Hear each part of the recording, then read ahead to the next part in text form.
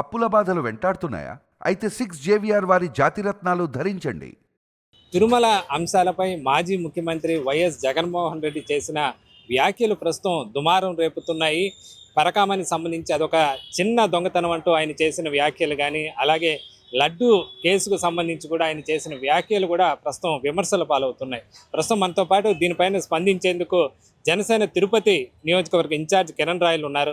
Sir, ఎలా చూడాలి? నిన్న జగన్మోహన్ రెడ్డి గారు చాలా తేలికగా అది చిన్న వ్యవహారం, పరకామణిలో స్వామివారి హుండీ సంబంధించి దొంగతనాన్ని అదేదో చిన్న అంశంగా కూడా కొట్టిపారేశారు. దాన్ని ఎట్లా చూడాలి? జగన్మోహన్ రెడ్డి దోచేసిన డబ్బులతో పోలిస్తే అది చిన్న వ్యవహారమే. ఆయన లక్షల కోట్లు దోచేసినడికి ఈ వందల కోట్లు లెక్కలేదు. ఈరోజు తప్పు ఎంత చేయని తప్పే. 1000 రూపాయలు దోచిన దొంగతనమే, ₹1,00,000 దోచిన దొంగతనమే. ఏనుగులు తిన్నడికి పీనుగులు లెక్క అన్నట్టు, పీనుగులు లెక్క ఎంత అన్నట్టు జగన్మోహన్ రెడ్డి వ్యవహారం ఉంది. లేకపోతే జగన్మోహన్ రెడ్డి లక్షల కోట్లు దోచేసి జైలుకి వెళ్ళి వచ్చినడికి అది నేరం. అంతేగాని రవికుమారు పరకామణి చోరీ చేసి నేరం కాదు, చిన్న చోరీ అంట. ఎంత ఆశాస్పదం అంటే జగన్మోహన్ రెడ్డి కొత్త పేరు పెట్టాడు, చిన్న చోరీ అనేసి. చిన్న చోరీ అయితే ఈరోజు సిబిఐ, సిట్, ఏసీబీ ఇన్ని విచారణ ఎందుకు జరుగుతుంది? చిన్న చోరీ అయితే అది హిందువుల మనోభావం సంబంధించిన విషయం, హిందుత్వ ధార్మిక క్షేత్రం సంబంధించిన విషయం.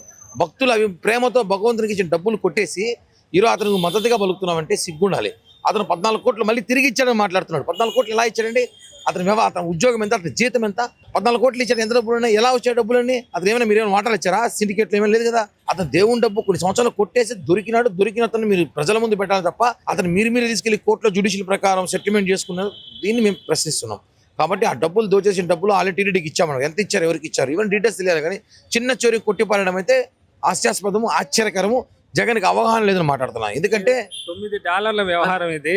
దీని గురించి ఎట్లా మాట్లాడుతున్నారట ఆయన కొంచెం ఏదో సెటైర్గా మాట్లాడటం జరిగింది. ముందు డాలర్ విలువ తెలుసుకోవాలి జగన్. $1 ఎంత తెలుసుకొని మాట్లాడాలి. $9 $90 కూడా తెలియదు జగన్కి. $1 వచ్చి 80 నుంచి 90 రూపాయలు ఉంటుంది, 90 రూపాయలు ఉంటుంది. $9 ఎంత అవుతుంది సార్? మహా అయితే ఒక 6-7 వేలు చిల్లర అవుతుంది. కానీ 72,000 అంటాడు మళ్ళీ ఆయనే. అంటే డాలర్లో కూడా తెలియదు. ఇండియన్ డాలర్లో తిరిగి పరిపాలించాడు. మన దౌర్భాగ్యం ఏమంటే, మన అదృష్టం దురదృష్టం తెలియదు కానీ జగన్మోహన్ రెడ్డి 5 నెలలు ఎలా పరిపాలించాడు? డాలర్ విలువ తెలియని ముఖ్యమంత్రి ఆయన మాట్లాడుతున్నాడు. ఒకటే చెప్తున్నాం, జగన్మోహన్ రెడ్డి పనితీరు, ఆయన ఓడిపోయిన తర్వాత కూడా, ఆయన పార్టీ చిత్తుగా ఓడిపోయినా కూడా ఆయనకి మైండ్ మారనట్లేదు. ఐఏఎస్లు ఐపీఎస్లు వార్నింగ్ ఇస్తాడా? వాడు వీడు అంటాడా?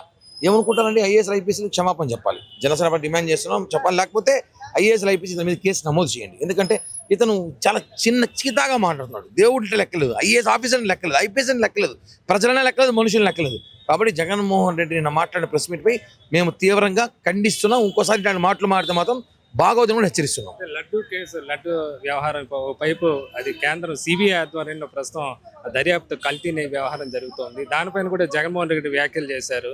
ఈ బోలేబాబాయ్ డైరీ అనేది గత ప్రభుత్వంలో రావడం జరిగింది, మేము దాన్ని కొనసాగించాము, దాని పేరు మళ్ళీ బోలేబాబాగా మార్చారు అంటున్నారు. ఎలా చూడాలి మరి? అలా జగన్మోహన్ రెడ్డి వ్యాఖ్యల్లో కల్తీ స్కామ్ జరిగి తెలుసు. ఆయన ఈరోజు ప్రశాంత్ తినుంటే, జగన్మోహన్ రెడ్డి ఈరోజు ప్రశాంత్ తిన్నాడా? తినలేదే. ఆయన ఈ చేతులు తీసుకు ఈ చేతులు ప్రశాంత్ పడేసిన రోజులు ఉన్నాయి. ఆయన ప్రశాంత్ తినుంటే ఆయన ప్రసాదం విలువ, నెయ్యి కల్తీ జరిగినది చెప్పుంటాడు. అసలు ఏం ప్రాబ్లం అంటే ఇక్కడ జగన్మోహన్ రెడ్డి మాట్లాడేది మీకు ప్రసాదం ఎవిడెన్స్ ఉందంటాడు. అంటే ఏంది?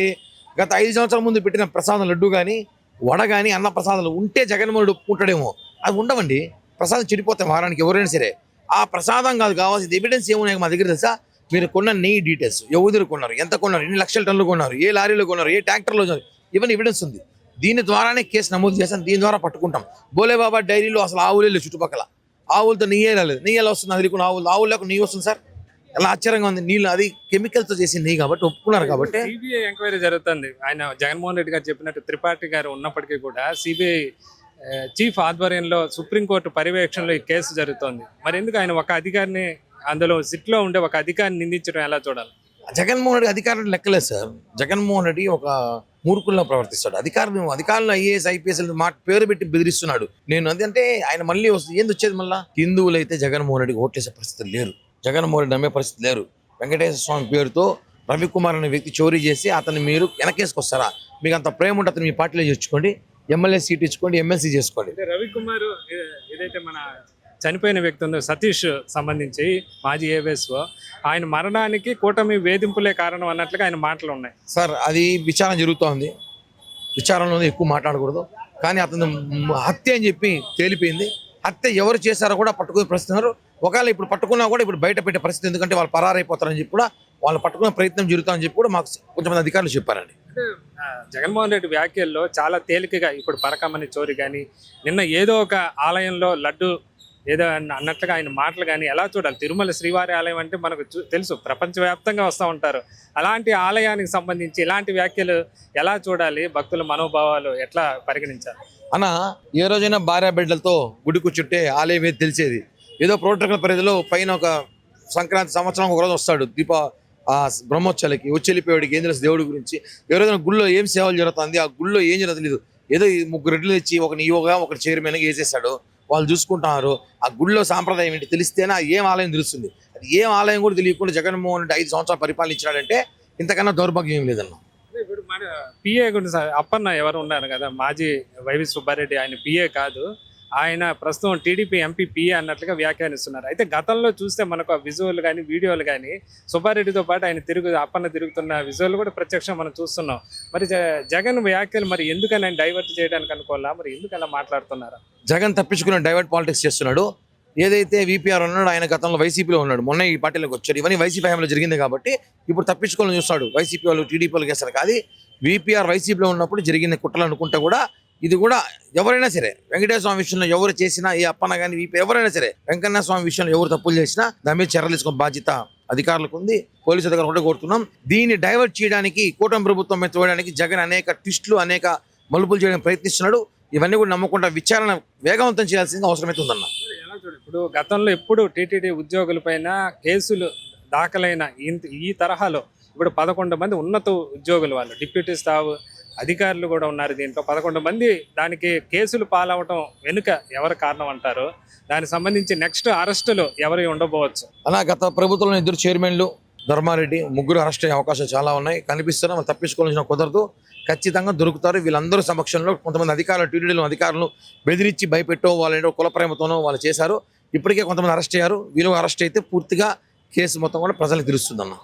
అది కిరణ్ రాయలు చెప్తున్నారు. ప్రస్తుతం ఏదైతే నిన్న జగన్మోహన్ రెడ్డి చేసిన వ్యాఖ్యలను అయితే తీవ్రంగా ఖండిస్తున్నారు. తిరుమల లాంటి ఆలయం పైన ఆయన అంత నిర్లక్ష్య ధోరణంగా ఆయన చేసిన వ్యాఖ్యలను పూర్తిగా తప్పుపడుతున్నారు.